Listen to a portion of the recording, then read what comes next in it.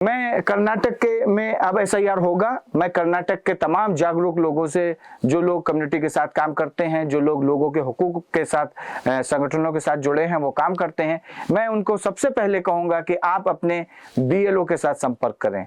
BLO के साथ संपर्क करें। बीएलओ के ऊपर बहुत प्रेशर है।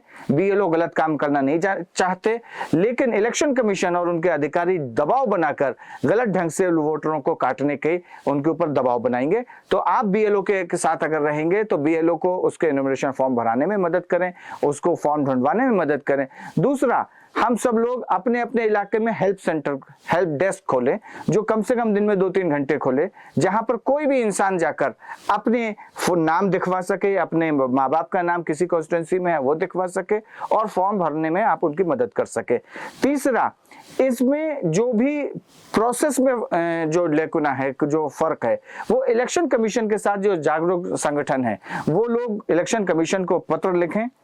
मीडिया के साथियों से मेरा ये अपील है कि मीडिया एसआईआर में होने वाली प्रक्रियागत कमी, प्रोसीजरल जो कमियां हैं, उन प्रोसीजरल कमियों को छापे, उनको प्रसारित करे और इलेक्शन कमीशन को इस बात को मानने पर मजबूर होना पड़े कि ये जो कमियां हैं इसको हमको पूरा करना होगा।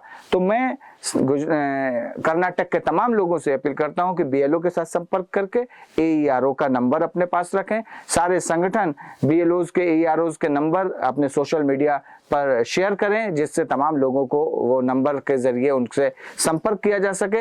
अपने संगठन का भी संपर्क दें ताकि आपके संगठन के साथ लोग आकर आपके तमाम इलाके में जो एक्टिविस्ट हैं उनके साथ। दूसरा, धार्मिक संस्थानों का इसमें बड़ा रोल है।